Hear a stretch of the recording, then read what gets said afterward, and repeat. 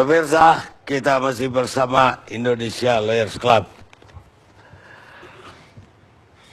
Selama hidup saya, kapanpun saya harus mengambil keputusan, akan saya lakukan. Dan kemudian akan saya lupakan. Harry Truman, Presiden Amerika pada Perang Dunia Kedua, yang memerintahkan bom atom dijatuhkan di Jepang. Sekarang bom atom apa yang Anda mau jatuh? Ya, saya perlu menjelaskan dan mengklarifikasi beberapa yang disampaikan oleh Mas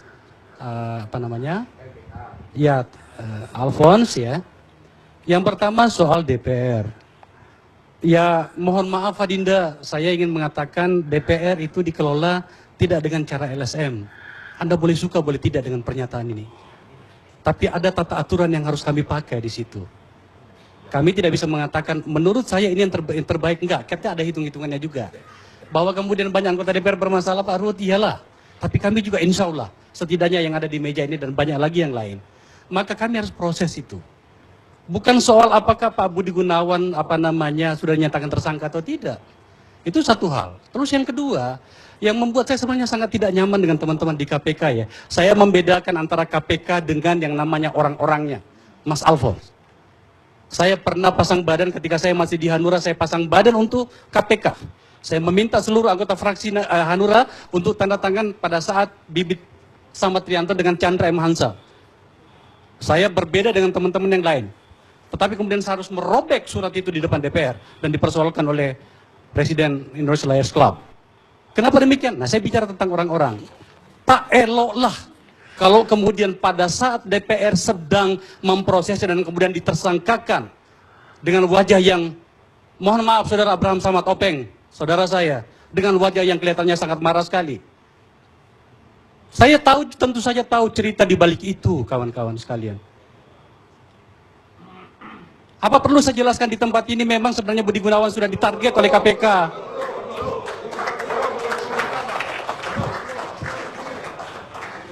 Ini kayak ngadu ayam gitu loh. Pakai tepuk tangan segala. Enggak, apakah perlu saya sampaikan bagaimana sebenarnya Pak Budi Gunawan? Kalau Anda terus saya berhenti loh. Enggak, saya berbicara tentang fakta di sini. Dia sudah ditarget ketika dia Kapolda Bali. Tetapi karena turun, berhenti, ini yang saya dengar dari mulut seseorang. Tetapi kan kemudian sudah berhenti jadi Kapolda Bali, maka kemudian turunlah kepada Pak Joko Susilo. Tinggalkan itu. Kenapa tiba-tiba diproses? Itu kasus tahun 2004 ya. Saya tidak peduli soal rekening gendut atau tidak. Tapi langsung ditersangkakan pada sore itu juga. Ketika DPR sudah memprosesnya. Itu mengajak mempertentangkan antara lembaga kepresidenan dengan DPR. Kalau itu juga dipersoalkan dengan pernyataan saya mau bertanya. Bukti apa yang kurang dengan kasus Senturi?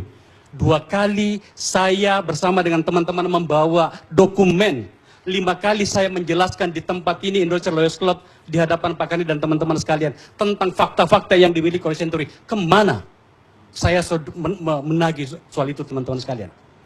Bambang Wijoyanto di IALC juga saya menemukan orang itu dan diputarkan cukilannya Pak Karni ya.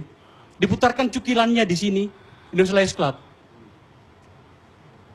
Yang saya ungkapkan tadi tentang kepolisian itu data dari ini. Tapi bukan berarti kami membela kepolisian. Enggak. Saya ingin menunjukkan bahwa saya masih kritis kepada kepolisian. Tapi kepada KPK, tolong bedakan antara lembaga KPK dengan orang-orangnya. KPK tetap harus ada. Tidak boleh tidak. Tapi jangan mendewakan orang-orangnya. Pak Karni, jangan paksa saya bicara lebih banyak tentang orang-orang ini. Ya, saya mau stop Anda, Pak. Sebentar, saya kira ini perlu diklarifikasi Akbar ini. Soal dia mau meratakan soal LSM. Anda boleh berbeda pendapat sama Alphonse, tapi saya ingatkan Anda, nggak boleh Anda kemudian menyamaratakan orang lain. Saya kira dari awal tadi kita sudah inform soal itu. Anda boleh, Akbar Faisal, berbeda pendapat sama Alphonse, tapi seperti Anda juga nggak nyaman soal kelembagaan, jangan bawa orang yang tidak punya gagasan pada malam ini. Tentang yang di luar sana. Ini tentang apa, Pak? Ya soal Anda tadi menuduh LSM. Kenapa emangnya? Iya kan? Itu saya bilang. Tak usah marah. Loh, Udah, tenang. Anda yang tadi menuduh. Loh, Satu enggak. itu. Kedua, ya dengerin. Soal Senturi, saya kira Senturi itu udah diproses. Budi Mulia sudah dihukum ya. Itu yang pertama. Ketiga, Yang kedua. tolong sebentar, ketiga ini, ya. Dalam sejarahnya belum ada tersangka daripada KPK. Ini saya bicara fakta hukum loh, Akbar Faisal. Kita sama-sama boleh di ini. Tapi Anda jangan membuat opini-opini yang tidak berdasar hukum. Dalam semua perkara yang ada di KPK, saya bicara fakta hukum ini, belum ada lepas. Jadi Anda jangan membuat tendensius, tapi mari bicara. Sama dengan seperti katakanlah dulu, kemarin itu yang saya bantah betul soal Miranda Gultom. Ada seorang penyidik, itu yang saya sedih. Yang saya katakan dan saya bertanggung jawab harus ditangkap. Dan itu pengkhianat. Kalau memang dia bertanggung jawab, mengundurkan diri pada saat itu. Dan Anda jangan menuduh, katakanlah orang yang tidak fakta hukum. KPK dalam sejarah Bung Akbar Faisal belum ada. Oleh karena itu, saya boleh Anda dekat dengan Abraham. Saya juga tidak ada urusan. Tapi saya sebagai lawyer bicara fakta. Oleh karena itu yang tadi saya tidak nyaman, karena mungkin di sini saya ini seorang lawyer. Ketepatan saya diminta oleh Abraham Samad dan BW, dan saya tidak dibayar 1 peser pun, biarpun saya kantor sendiri. Ya. Oleh karena itu saya katakan sekali lagi, jangan samaratakan. Kalau Anda berbeda pendapat dengan siapapun, jangan bawa lembaga lain. Baik, saya kira cukup. Bang. Nggak perlu sadar. Sebenarnya saya bingung Anda marahnya di bagian mana ya? Tadi. Satu, ya. Tadi cara kerja yang Benda, Anda bilang itu jangan LSM. Ya tahu saya teriak-teriak, saya bisa lebih marah dari Anda gitu loh kan. Yang mana? Anda tidak seperti- Dengar, yang pertama, soal LSM-nya kayaknya Anda tidak paham maksud saya. Coba dengarkan kembali apa yang saya sampaikan tadi, supaya Anda bisa sedikit lebih tenang sedikit ya. Yang kedua, Bung, Anda tidak tahu apa-apa tentang Senturi. Sudahlah, Anda tidak tahu apa-apa. Anda kan tuduh KPK. Iya benar. Iya, kan Anda Iya. tuduh KPK. Saya bicara fakta hukum. Iya. Anda boleh politik di DPR. Iya. Iya. Saya bicara fakta hukum. Anda enggak. Fakta hukum juga kita Enggak, di saya DPR kira- Kan loh. saya pengacaranya BW. Saya- Anda mau bicara di DPR. Saya kira stop. Ya. Saya nggak mau berdebat. Nah. Saya nggak mau berdebat. Anda.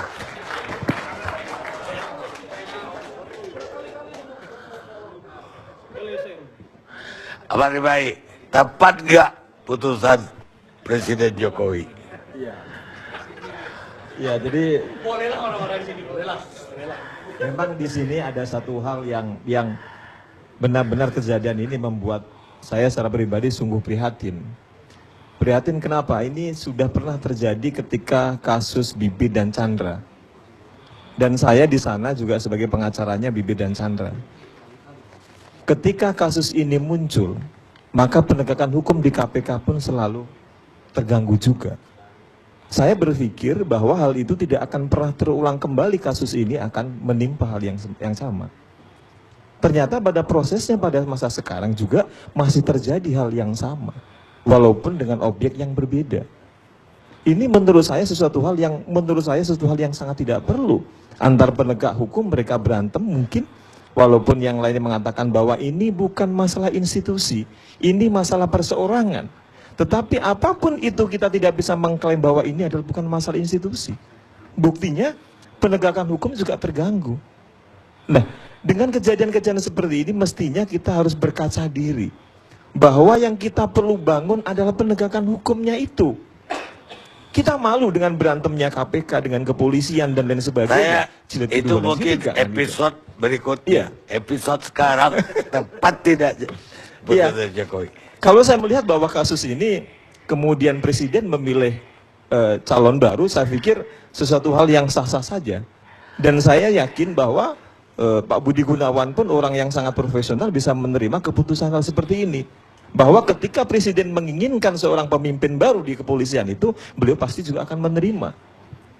Ini adalah konsekuensi bagi seorang profesional hukum, seorang kandidat Kapolri memberikan contoh yang sangat baik sehingga beliau tidak berkomentar.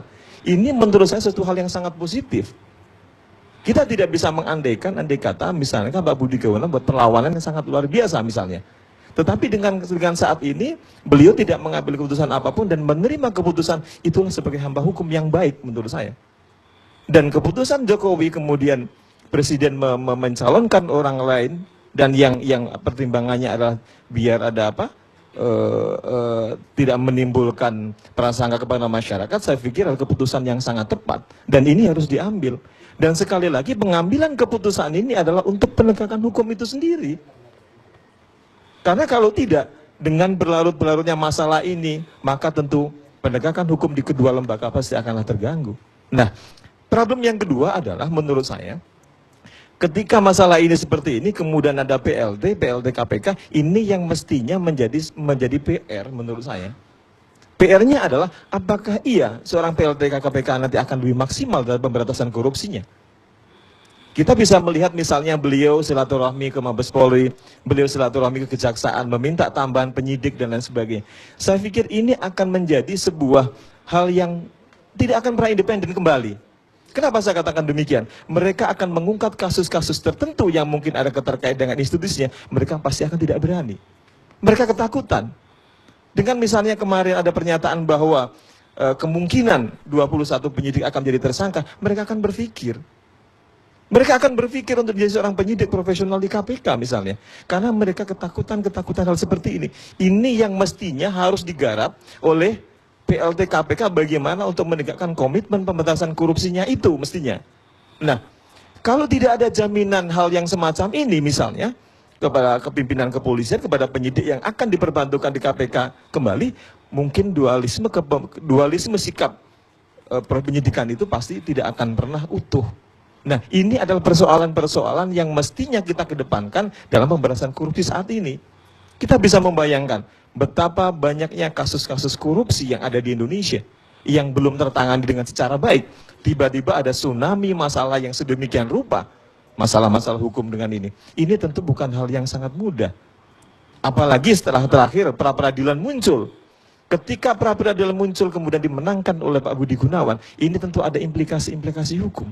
Implikasinya tidak sederhana. Kita bisa melihat bahwa besok ketika orang yang ditetapkan sebagai tersangka di kepolisian, di kejaksaan, dan di KPK, mereka bisa melakukan pra-peradilan. Runyam, semakin runyam ketika mereka akan memproses hukum dengan secara maksimal. Dan saya yakin ini akan menjadi problem tersendiri. Memang ada sisi-sisi yang lain yang memang itu menguntungkan kepada publik. Satu, untungnya adalah ketika seseorang yang menetapkan tersangka dengan secara buru-buru misalnya, dengan adanya indikasi Inggris, bisa diperadilan. Tetapi masalahnya ini akan menjadi problem tersendiri bagi hukum di kita. Itu problemnya masalahnya. Baik, sekarang saya serahkan ke Pak Refli Harun, pakar hukum tata negara. Ya, terima kasih Bang Karni. Lumayan tidak terakhir ya, terakhir. Jadi ada sebenarnya kan putusan Jokowi itu ada 3 hal ya. Pertama adalah pengajuan Badrodin Haiti dan kemudian pembatalan Budi Gunawan. Kedua, terbitnya Perpu sebagai bridging untuk kemudian yang ketiga yaitu penunjukan PLT. Nah, kemudian saya ingin membahas yang pertama dulu karena temanya adalah tepat atau tidak, kan begitu. Jadi sebenarnya ada pertanyaan hukum tata negaranya. Jadi pertanyaan hukum tata negaranya begini. Apakah seseorang yang sudah disetujui oleh DPR itu kemudian harus dilantik dalam kondisi apapun? Kan seperti itu. Pertanyaan lanjutannya adalah apakah presiden itu masih memiliki hak prerogatif untuk mengajukan nama lain? Setelah kemudian orang tersebut sebenarnya sudah disetujui oleh DPR. Nah, saya sebenarnya dari awal, dan saya kira bisa dirunut dari pernyataan dan tulisan saya, mengatakan bahwa sesungguhnya masih ada. Jadi begini, kan jabatan-jabatan yang dinominasikan oleh presiden, eksekutif, dan melibatkan institusi DPR, ini adalah, pertama adalah yang dinominasikan oleh lembaga lain.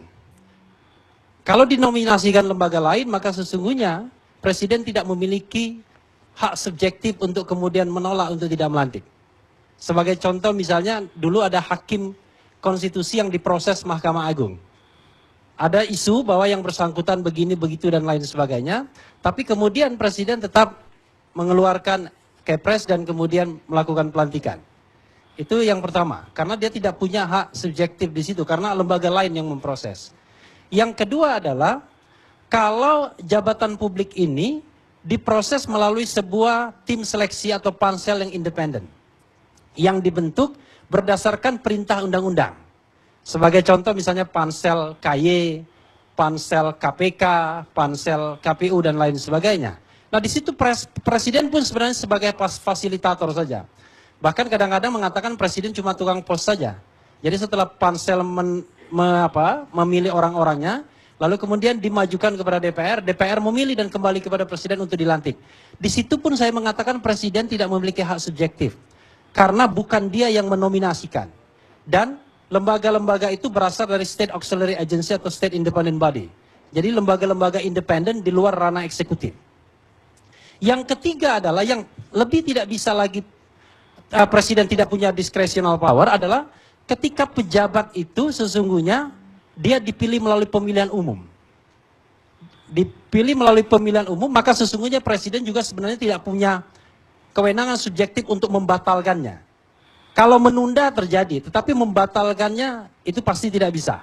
Karena bukan dia yang memilihnya. Nah, adapun Kapolri dan kemudian Panglima TNI, sesungguhnya ini adalah jabatan di dalam ranah eksekutif. Jadi within the executive affairs sesungguhnya.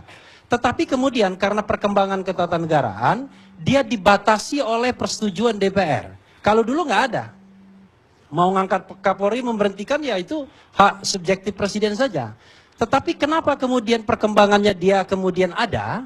Ya sederhana saja, karena dulu mungkin Panglima TNI atau Panglima ABRI sering digunakan sebagai alat presiden untuk kemudian memelihara rezim yang koersif. Makanya kemudian ada check and balances DPR.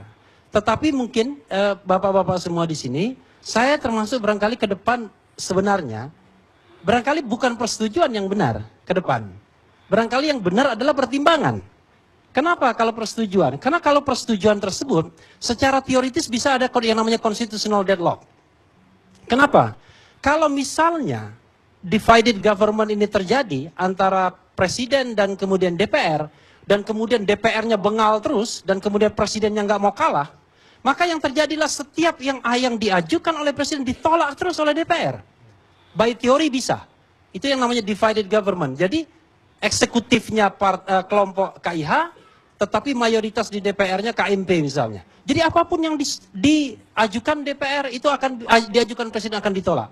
Makanya menurut saya, karena ini within the executive affairs seharusnya pertimbangan. Dan ini ada pengajuan judicial review sekarang yang sedang berjalan di Mahkamah Konstitusi. Nah, saya mengatakan dalam titik itu sesungguhnya masih ada hak subjektif presiden. Tetapi tentu saja hak subjektif presiden dengan alasan yang justified. Kan begitu? Nah, apa alasan kemudian Jokowi kemudian tidak mengajukan Budi Gunawan, tidak melantik Budi Gunawan dan malah mengajukan nama baru? Kalau kita lihat dari pernyataan lisan dan kemudian pengajuan surat itu, jelas sebenarnya alasannya dua saja, yaitu alasan sosiologis dan alasan institusional sesungguhnya. Alasan sosiologisnya adalah karena ini menimbulkan perdebatan dan kemudian kita butuh ketenangan, percepatan ketenangan. Lalu kemudian alasan institusionalnya, Polri itu perlu Kapolri yang definitif. Kira-kira begitu ya Pak Sompi. Nah, pertanyaannya adalah ketika misalnya alasan sosiologis ini dikemukakan, sesungguhnya kan presiden agak sopan saja bahasanya. Dia mengatakan perdebatan. Tapi sesungguhnya de factualnya adalah banyak sekali penolakan-penolakan itu. Penolakan-penolakan itu real di masyarakat, terjadi pro dan kontra, terjadi demonstrasi, terjadi keberatan yang banyak, terjadi kemudian kampanye di media sosial dan lain sebagainya. Lalu kemudian pasti akan bertanya, apakah presiden mau memperhatikan itu? Presiden ini dipilih oleh rakyat, bukan dipilih oleh DPR atau MPR. Karena itu sangat kuat alasan kalau kemudian presiden memperhatikan suara yang berkembang di masyarakat. Berikutnya adalah ada hal yang sesungguhnya tidak disampaikan, saya merasa, yaitu alasan yuridis sesungguhnya. Begini, kalau kita jeli sesungguhnya, kan substansinya itu belum selesai sesungguhnya. Putusan pra-peradilan hanya mengatakan bahwa KPK tidak berwenang. Lalu kemudian penetapan tersangka itu adalah tidak sah. Tetapi by teori kalau kita ikuti alur putusan pra-peradilan tersebut, maka kasus itu masih bisa dilimpahkan kepada kejaksaan dan kepolisian. Artinya masih ada ketidakpastian. Berikutnya, bisa jadi kemudian muncul sprindik baru. Karena di situ kan dikatakan sesungguhnya ketika yang bersangkutan menjadi Karo Binkar dan jabatan-jabatan lainnya. Nah, jabatan-jabatan lainnya itu sesungguhnya jabatan penyelenggara negara dan penegak hukum. Belum lagi kemudian kontroversi mengenai penegak hukum itu sendiri. Karena Undang-Undang Polri kan jelas. 3 fungsi polisi yang tidak bisa dilepaskan itu inherent, yaitu sebagai Kamtibmas, keamanan dan ketertiban masyarakat, pelindung dan pengayom masyarakat, dan penegak hukum. Itu inherent dimanapun. Jadi tidak tergantung posisinya sesungguhnya. Nah, tetapi perdebatan itu bisa kita selesaikan sesungguhnya kalau ada pengajuan judicial review ke Mahkamah Konstitusi sesungguhnya. Kenapa? Karena yang saya lihat adalah yang dilakukan Hakim Sarpin itu adalah melakukan 2 pekerjaan sekaligus yang mestinya jatah Pengadilan Tipikor dan Mahkamah Konstitusi. Jatah Mahkamah Konstitusi adalah ketika dia menafsirkan 3 undang-undang sekaligus. Yaitu Undang-Undang 28 tahun 99 tentang penyelenggaraan negara yang bebas dan bersih dari KKN. Dia mendefinisikan apa itu penyelenggara negara dan lain sebagainya dengan penafsiran yang sangat limitatif. Sementara ketika menerima tersangka bisa diproses melakukan penafsiran yang ekstensif. Lalu kemudian Undang-Undang Polri 22/2002 mengenai soal penegak hukum atau bukan. Dan kemudian Undang-Undang 30/2002 tentang KPK. Yang kemudian dia mengatakan bahwa ini loh, limitasi dari kewenangan KPK sebagaimana dicantumkan dalam pasal 11. Itu semua pekerjaan Hakim Konstitusi yang 9. Yang kadang-kadang dicapai dalam jangka waktu berbulan-bulan. Tapi oleh Hakim Sarpin cukup 1 orang dan 1 minggu saja. Yang kedua adalah dia juga kemudian bicara mengenai kompetensi, kewenangan relatif absolut Pengadilan Tipikor untuk melakukan penyidikan KPK. Nah, ini kan sebenarnya kan bagian dari eksepsi ketika itu masuk materi perkara di Pengadilan Tipikor. Nah, tetapi oke, sudahlah. Tetapi masih ada peluang, walaupun kemudian kasasi dinyatakan tidak dapat diterima, bukan ditolak, dinyatakan tidak dapat diterima karena belum diproses, maka kemudian masih ada PK, dan masih mungkin ada yang namanya judicial review, untuk kemudian memberikan definisi, redefinition terhadap apa itu kemudian kewenangan KPK. Kalau misalnya diberikan, maka kemudian bisa masuk lagi kepada pernyataan tersangka. Bang Karni, masih ada waktu? Pertanyaan saya, ini kan hukum formal ya. Iya. Seingat saya Iya. ya, reasoning atau PK Iya. tersebut, Iya. itu dalam kasus pembuktian material. Iya. Bahkan PK itu Iya. ada syarat novum baru. Iya. Oke lah gak, syarat novum baru. Iya. Tapi pembuktiannya itu pembuktian material, bukan urusan Iya. hukum formal. Ya. Jadi begini Bang Karni, kalau kita mau menegakkan hukum yang normal dengan cara yang normal, menegakkan sebuah keputusan yang abnormal, yang tidak normal dengan cara yang normal nggak kena. Karena itu kemudian kadang-kadang ada yang namanya legal breakthrough, terobosan hukum. Yang paling fenomenal misalnya begini, dulu ada putusan Pengadilan Tinggi Jawa Barat mengenai kasus Wali Kota Depok. Itu undang-undang itu tidak ada cerita mengenai peninjauan kembali. Karena yang namanya putusan sengketa hasil pilkada itu adalah first, final, and binding. Tapi karena keputusannya ini, mohon maaf ya, putusannya ngawur, maka kemudian ramai di masyarakat, akhirnya di take over oleh Mahkamah Agung dengan instrumentasi peninjauan kembali. Dan kemudian dikabulkan. Hal yang sama terjadi juga Pilkada Sulawesi Selatan 2007, juga begitu. Karena putusan Mahkamah Agung sendiri kemudian tidak proper, tidak benar, dia memerintahkan pilkada ulang. Padahal maksudnya perintahnya adalah pemungutan suara ulang. Karena pilkada ulang sama pemungutan suara itu jauh sekali. Pilkada ulang itu proses sampai pelantikan dan itu belum dilalui. Ya, tapi kalau ada sesuatu dalam proses hukum yang blunder atau katakanlah salah, harus kita tutup dengan kesalahan baru lagi. Ah, begini. Kayaknya saya perlu pendapat. Kita rehat dulu sejenak. Nanti baru dilanjutkan.